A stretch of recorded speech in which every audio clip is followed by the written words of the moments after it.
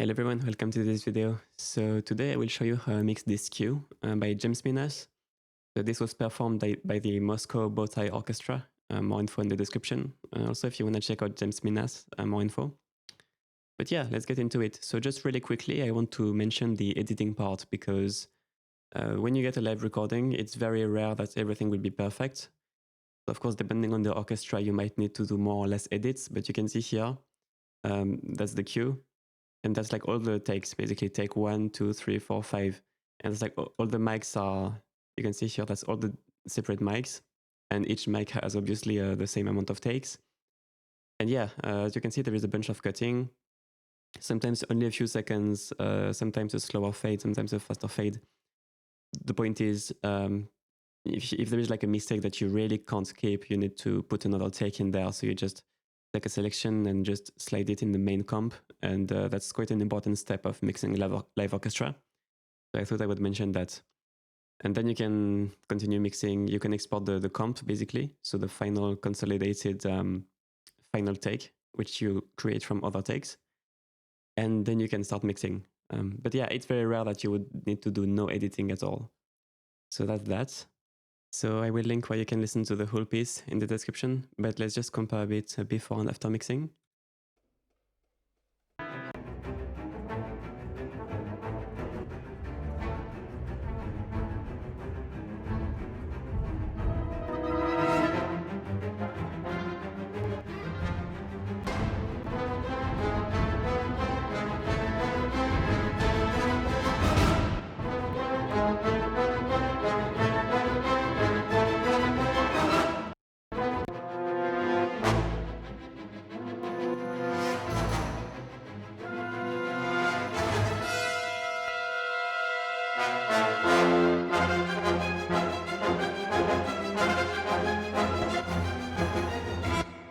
Keeping the brass in check was a challenge.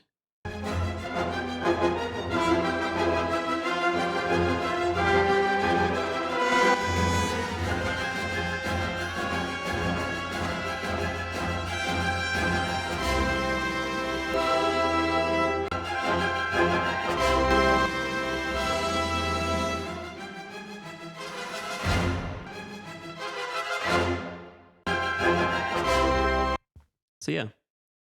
And so once you're done polishing the edit, then you can mix. So just to show you what's going on here, that's all the strings closed mics here. That's my string basses. That's the main strings bass. That's the brass closed mics. That's the horns, trombones, trumpet, tuba, and overs. So that's the basses again for the brass. Brass closed mic bass, overall bass. And then woodwinds, same thing, basses and woodwinds overall bass. The harp actually wasn't used at all. And then that's the Decca tree, so 3 mics, Decca tree bass. That's a kind of a wide, far away surround mic position, so only 2 mics left and right. It's called wide. And then other kind of surrounds, so 2 different kinds of surrounds, which bring slightly different qualities. So this is more like a string surround. This is more like an overall surround, which sounds a bit more far away. And again, left, right, and bass. This was for if there is a solo violin, concertmaster, so not in this track. And then that's the all bass, right? So this is where everything lands. So as you can see, the left, right, left surround is going to the all bass. The wide is also going to the all bass. And all the main closed basses are going to the all bass. There is several ways. Also the percussion, by the way. The percussion is... actually, the percussion is not going to the all bass because that's the all orchestral bass. The percussion is VSTs, so that's directly going to the pre-master, which is here, right? So there is several ways to route things, depending on what you want to do, what you need to do. This is just one way to do the routing. I like to create separate buses to have control, especially if you want to EQ, for example, the violin closed mics. You don't want to put individual EQs on each little closed mic because that's just, there is no point, right? But yeah, that's how I routed it for this piece. Okay, and by the way, this is my reverbs here on the right. You can see main reverb and main X wide. So this is a bit of a different take from the main reverb. Basically, the difference is that this is a dual mono reverb. So it's isolating the left isolating the right, and then I'm verbing with the same reverb. I'm verbing the left and the right separately, and then I'm only keeping the left and then only keeping the right. So this is basically creating independent reverbs which don't really communicate with each other. And what this does is that it creates a really wide kind of reverb sound. So I just like to inject a bit of this to create an even more spacious reverb. I will show you in context how it works. But that's basically it. So now let's get into the strings. So just a quick note. As you can see, the closed mics are indeed routed to the old bus, and the old bus is routing to reverb. So technically, I'm adding reverb to the closed mics too. Usually for live orchestra, I would try not to put too much reverb on closed mics, because it's just like when you send reverb to a tight percussion instrument, you can get sometimes a rattly high end or like a double transient, and it just doesn't sound quite nice to have closed mics too loud and wet. So usually I would try first to put reverb on the further mic positions to kind of extend the room if it's a bit too small. So try to kind of add more size to the room by reverbing just the far mics, and try to keep the closed mics fairly low in the mix and dry. But in that case, we just didn't get the right balance from these mics here. It's just too much horns, even with a lot of EQ, as you will see. Too much brass, so we had to rely on having higher closed mics just to have a better balance overall, because balance is of course the most important thing in mixing. So the sound overall of this piece is a bit close, but that was what was necessary to get the right balance. And because the closed mics were so high, if we didn't put reverb at all on them, it would just sound way too dry. So that's why they were also verbed along the other mic positions. Now, with that said, if you try to use a reverb that's not too much pre-delay, or like is not too I would say transienty, try to use a reverb which has kind of a smeared attack. That way, it doesn't really create any double transient or any nastiness. It's like a smooth reverb sound. Okay, so let's check out the strings closed mics and let's talk about that.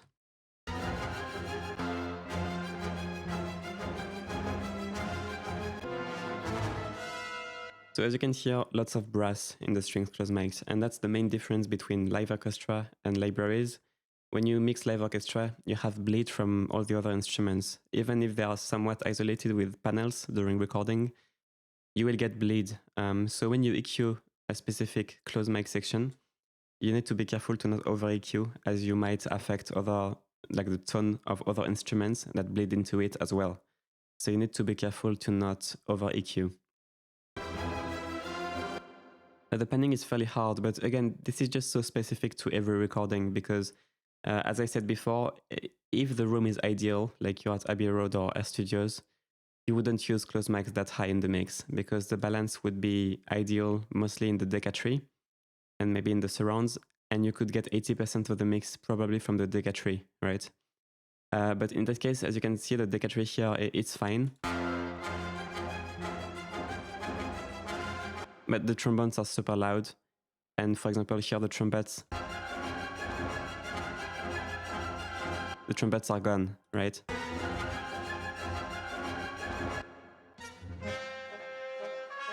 Like they're doing it. You can't hear it.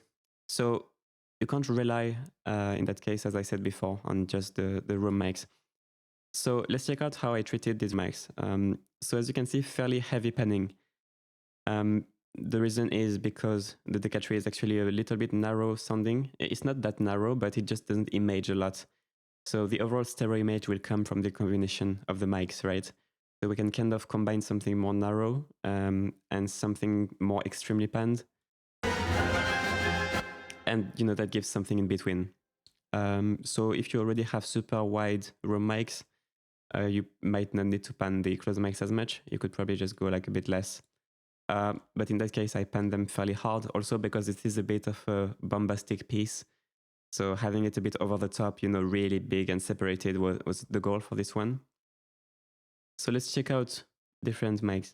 So as you can see, basses, I'm panning slightly differently. So like 100%, 90%, 80, and that sort of thing all the way through.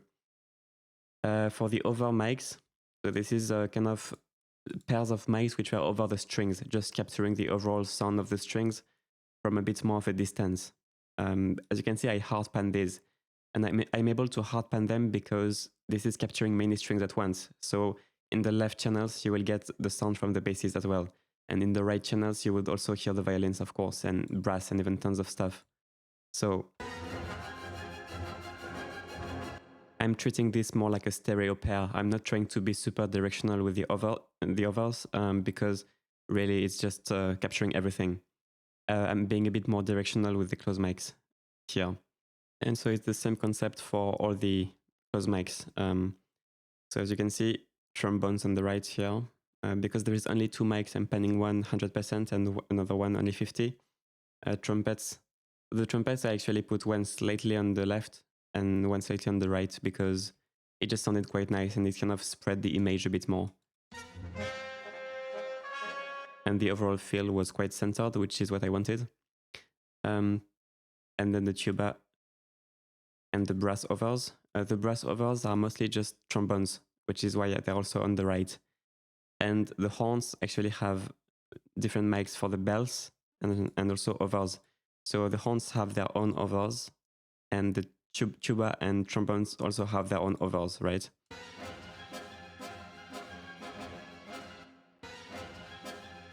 So that's just horns, and that's tuba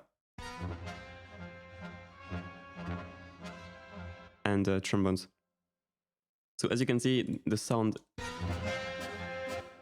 doesn't work at all by itself. But as I said before, this is a combination of mics, right? And the thing with these room mics is that there was a ton of mids. So all the mids are coming from these.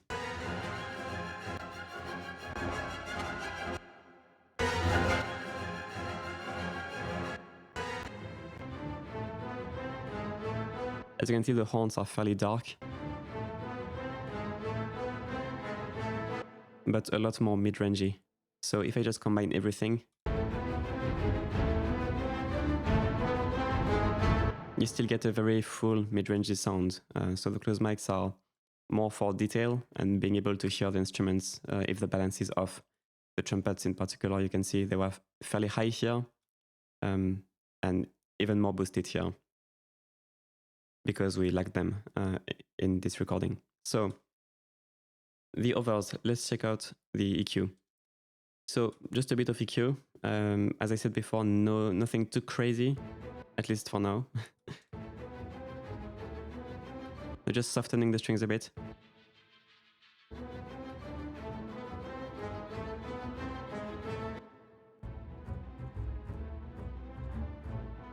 So removing a bit of the high end from the basses, because the basses have this kind of crunchiness in the very high end on close mics. So I wanted to be able to boost the close mics to tweak the balance in this particular mix without having too much of the very tight kind of high end. We still have plenty of that in the mix, so it was getting too much. So I'm just cutting a bit of that close proximity high end effect. You know, the tight kind of clickiness. So no EQ on the cello. Nothing on the violas as well. Violins, again, tweaking a bit, the harshness. Same thing for violin 1. And then on the overall strings close mics bass, Gullfoss. So I had to use a fair amount of Gullfoss on this because there were just some resonances in the room. And the best way to kind of fight these resonances was to use Gullfoss because it's really good at flattening the spectrum and kind of fighting resonances.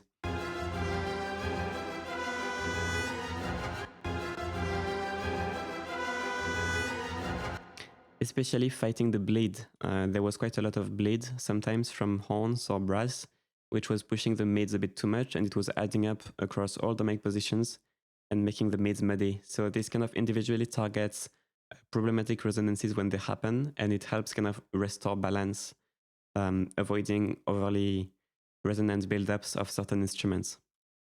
And then some more string EQ, so that's just affecting all the strings and the bleed also, because there is a bunch of brass bleed in the strings mics, obviously. And then Kramer tape, so just this is to soften the high end a bit, remove a bit of kind of stick noise, high end noise from the strings with soft saturation. So it's making the close mics slightly, slightly more I would say, sandpapery feeling. And then a bit of a doubler trick. So I made a video on this, the doubler strings bass doubler trick. So that's what I'm using here, just adding a bit of that for more stereo width. This is especially important because, as I said before, the close mics needed to be a bit high in this mix. So just having more of a sort of room, I would say space, this adds a sort of space around the close mics. It helps the close mics to feel better by themselves, right? And because we kind of had to put them up in the mix, this helps to make them more tolerable by themselves. And then the brass, so kind of the same story. Horns, a bit more EQ. So as I said before, already tons of mids from the horns in the other mics, and I really didn't want too much of a mid build-up. One, because this track kind of needs to be a bit scooped and exciting, and it's a fairly aggressive mix. And two, I like to get my room and my stereo field from the brass, from the room mics, because brass sounds particularly good when it has like a huge kind of feeling stereo field, and it just would sound not as nice on the close mics. So that's why the brass is so kind of thin and nasal on the close mics. It's mostly there to be able to hear certain instruments which are not cutting through the mix. But I'm not relying on it too much to add body to the sound.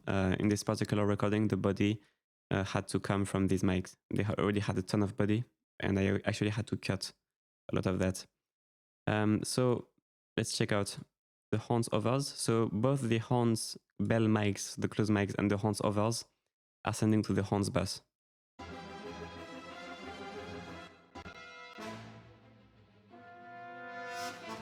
And that's what you're hearing here.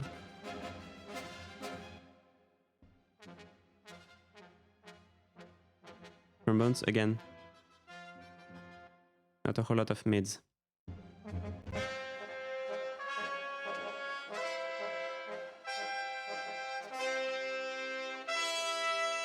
Trumpets. As you can see, there was a lot of bleed from lower mics, muddy kind of bassy sounds. So I didn't need all that bass in that signal, right? This is mostly to be able to hear the trumpets. So it's heavily filtered. That's the trick with live orchestra, especially close mics. It's really not usually a big part of the sound. So by themselves, they're not supposed to work. You need to EQ this in context.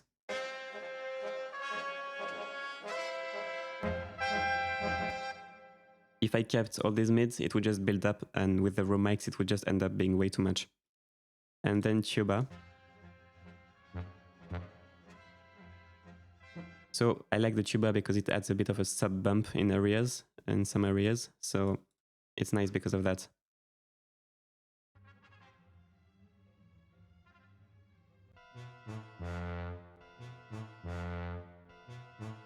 So again, already plenty of mids from the tuba in the... Right? So I'm mostly using it for like a tighter kind of bass bump, which sounds good. And the overs, which are... So these overs are the tuba and trombone overs. And trumpets also. But there is not a whole lot of horns in this. So again, cutting a bit more mids here. So yeah, the close mics do sound quite terrible by themselves, but that's normal.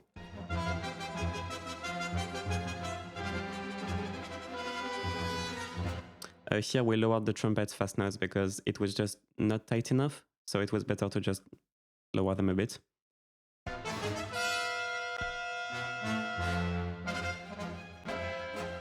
Right, and then on the brass bass, Golfos, again, restoring tonal balance.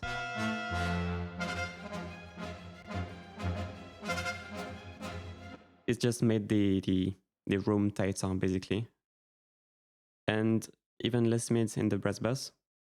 And cutting also some very, very high nastiness from close mics, but this is not doing much.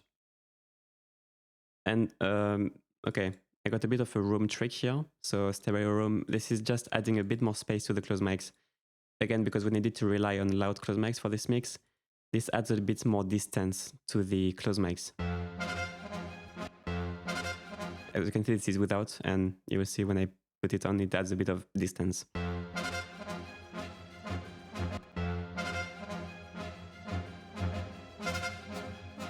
So again, this is not something you might use if you don't need to put close mics fairly loud.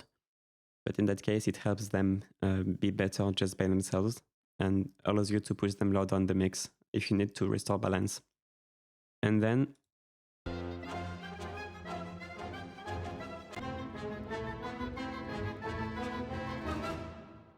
same story, so bass clarinet.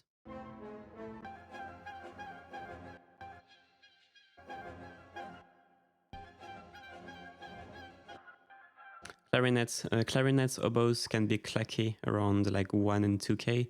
They can be a bit nasal, so it's nice to cut them here often. I actually don't know if there is any bassoon in this. Let me try to find it. Is there any bassoon? Maybe not. You know, it's hard to say if it's just bleed sometimes, or if it's actually instruments. But yeah, I believe there is no bassoons in this. Oh yeah, actually there is. My bad. Sorry, the volume is a bit low.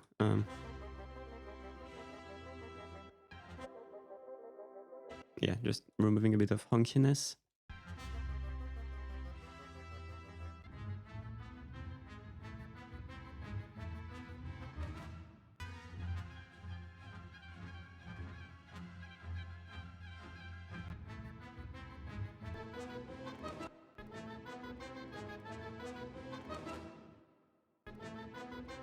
English horn. Flute.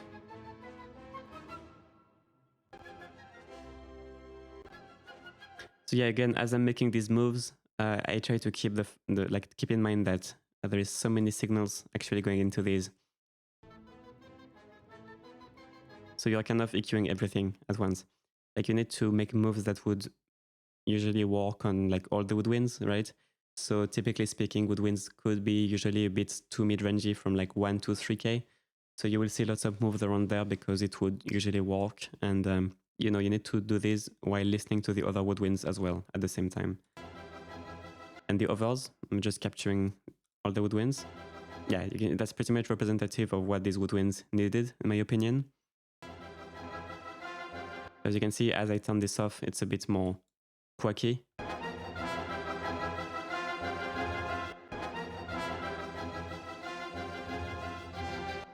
Which could be what you want, but in that case, there is already plenty of quackiness in the room mics, and this is supposed to be a modern sounding mix, so we don't want too much kind of, I would say, vintage sounding mid-range.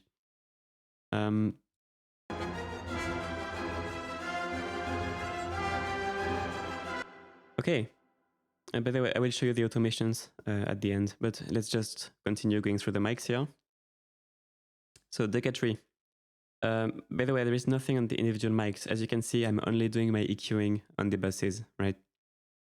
So decatry, again, Gullfoss to try to control some of the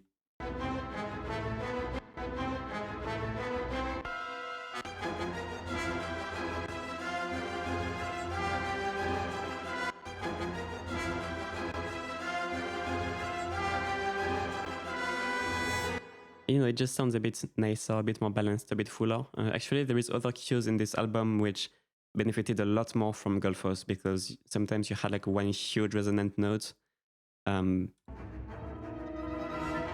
really messed things up. Here, it's not doing too much. I mean, it's actually doing quite a lot, but it's not reacting as much to specific resonances. But it does prevent certain things from being too wild, like the trombone here, for example. You can see it's darkening it a bit.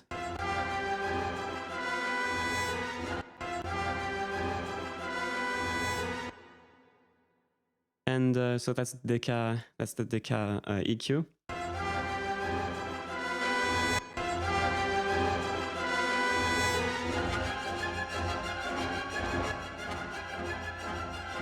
So of course it's quieter with the EQ on, but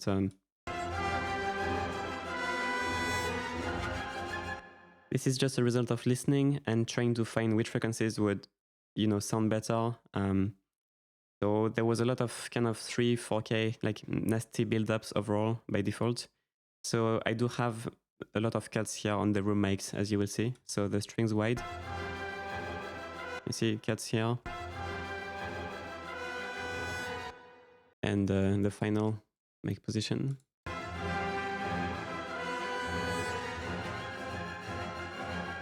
So as you can see, I have a bit of air. The reason I picked this mic position to have the air like that is because it's the furthest away mic position. So it does have the nicest, kind of smoothest sounding high treble. Like all the EQing on the 3 mic positions is completely intentional. And you really cannot compare these EQs by looking at them because the source is way different. For example, you might think that the Decca tree is the darkest sounding. And actually, it's the mic in which I cut the most 3-4K. But it actually sounds like the mic with the most 3-4K out of all the mics, right? Pay attention to the spectrum of the Decca.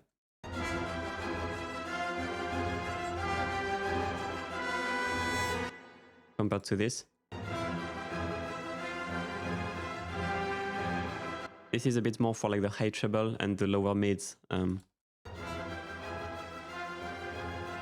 this is a bit more for the mid-range, like the strings kind of 800, 1K.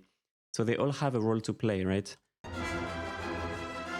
The Decca tree sounded a little bit too close in the high treble, so I didn't boost any. Because sometimes I got kind of close sounding spikes of trombones, for example. But the best high treble was this. So I would rather have my treble spikes coming from this mic. So yeah, all of these add up to a pretty cool room sound.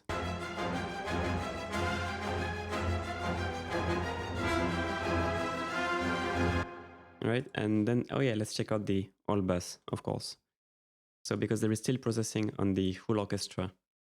So on the whole orchestra, so basically this is the bus where everything lands, live recording wise. There is a gain here, which is not doing anything. It was doing something else on other cues, and this was in my template, because I had like 10 cues like this. And then, okay, so this is quite cool. This is actually one of the cues with the least bus EQ, like the least all bus EQ. But each cue had to have its own specific bus EQ because even with all the gulf force and the individual EQ, like the tonal balance just wasn't quite there because sometimes you had a horn, it was just pushing too much mid, or sometimes you had a bass, it was too much, but in other places you needed that bass, right?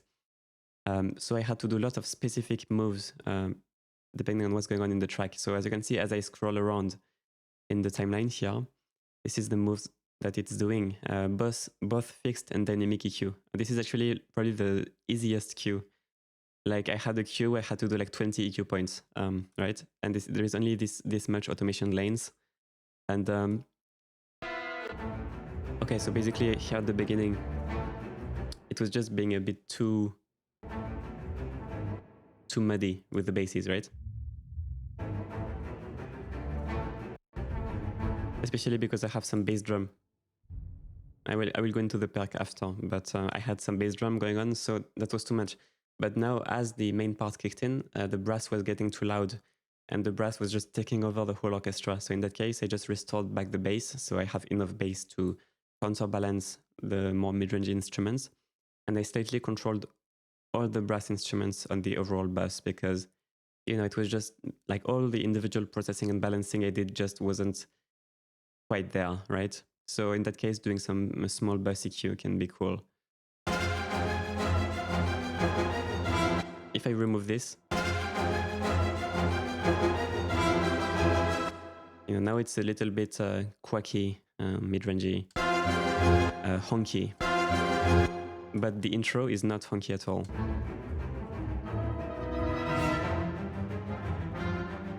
But if I had these mid-cuts for the intro, now the intro and the basses would sound way too scooped and kind of underwater sounding, right? So this is really adapting to the orchestration. And just an overall EQ. That's not moving, that's just fixed. And this is for my beginning and end fades, just at the end here. Yeah, so that's it for the orchestra. Let's check out the percussion.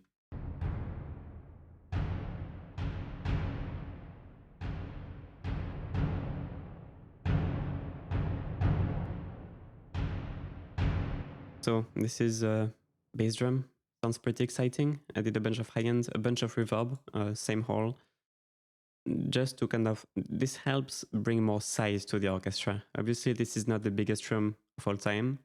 So adding more reverb to the percussion kind of helps give the illusion of a bigger room. So in that case, I think it works. And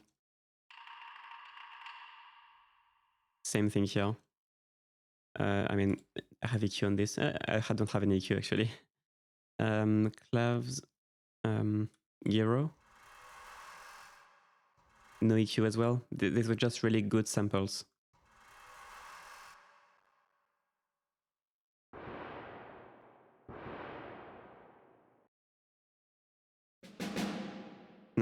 Snare is EQ'd a bit.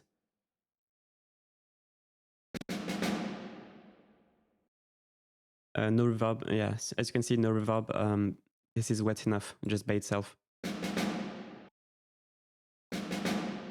That was baked in. So just clarifying it a bit, cutting a bit of mud.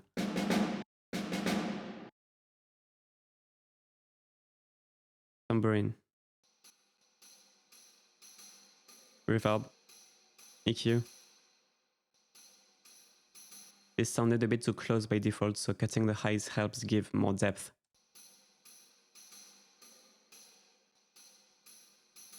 Doesn't really make sense to have a really wet sound and tons of very close high end, which could only be recorded by very close mics. This helps give more illusion of depth. Wood blocks. Very wet by default, so no extra verb. And then, it's just one bass drum hit. I forgot why it's separated like that, but it's sending to the bass drum anyway. So it's processed the same way. And so we added an extra trumpet VST just for that one line of trumpet that didn't come through at the end.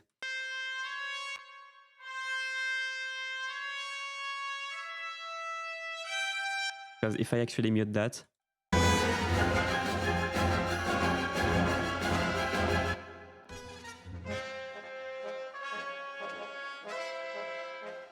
like that's when you can actually see that you needed to have the close mics, like we needed to have the close mics pretty high to be able to hear certain details in the orchestration, and that wasn't enough, and we couldn't just raise the close mics to oblivion because then it would be nasty. This is not, the close mics naturally capture a lot of detail that you don't necessarily want to hear in brass.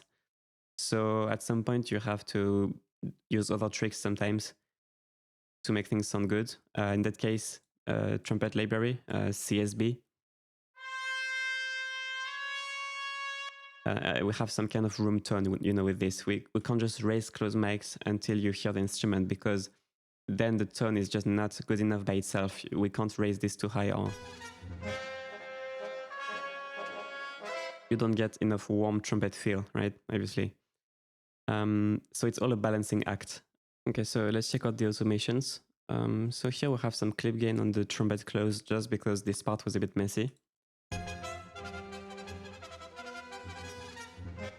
Just to mask it overall a bit. You know, the ending was a bit messy, so we chose to hide it. And here, this is actually some master automation. I mean, it's the all bus automation. That's mostly because the brass swell was a bit too loud, so it's a very subtle, small automation. So like 1 dB dip here. So the trumpets. So again, this is trumpet close mic automation, just because sometimes it was lost. Like the dun dun dun.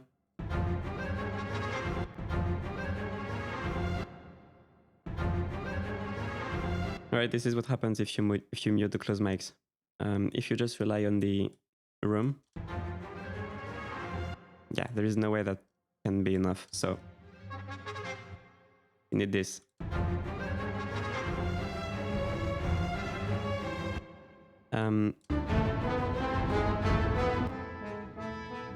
You can really hear how critical the closed mics were for this one. And again, the end, I showed this before, but this is a 5 dB boost. Okay, there is some frequency automation as well on the trumpet bass. So actually, I left low end.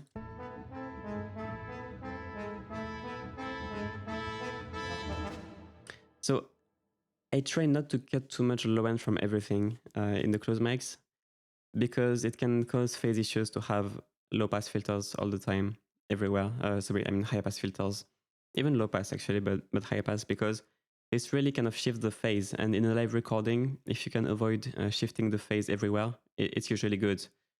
So if I'm gonna do some high pass, low pass filtering, I tend to do it more in the buses if I need to, but not in the individual, I mean, in like the overall buses.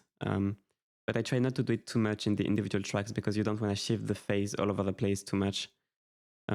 This can have negative effects depending on the recording. So yeah, I cut the bass here.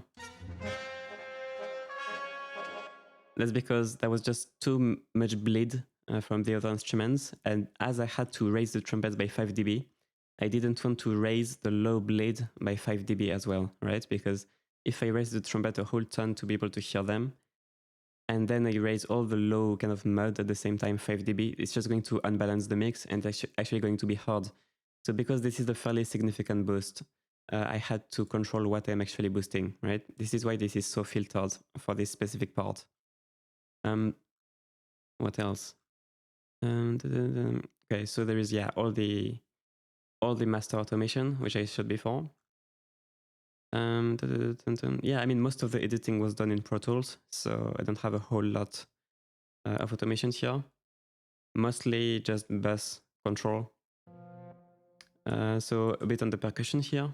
Tambourines, some spots were a bit loud. This is all pretty subtle stuff. And on my master, I don't have much. I have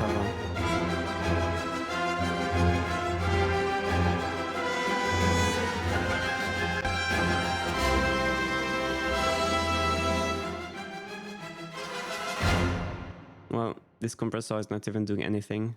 It's just, the sound is just going through it. It's not compressing. Because I did a bit of compression separately in the master in a different session. But for this, I just have some console emulation stuff, and yeah, that's it. And just to quickly show you what the X-wide reverb is doing, I just soloed the basses. See that? So if the signal is on the right, then the tail is going to be on the right. If the signal is on the left, then the tail is going to be on the left. So if I just take the horn bell here,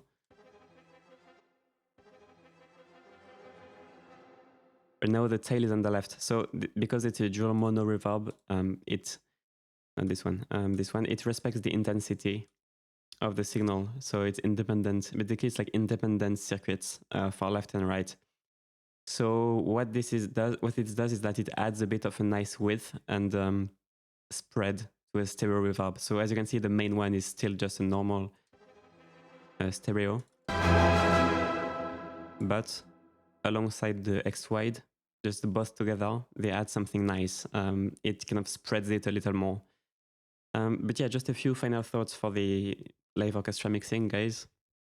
So you can't just apply this type of mixing to everything, even other recordings, because yeah, depending on your room, say for example, hypothetically, if you record at Abbey Road, you're not going to be riding the closed mics that loud. You're going to be able to get away with more room mics because the rooms will be more balanced and you will be able to hear more the instruments more evenly.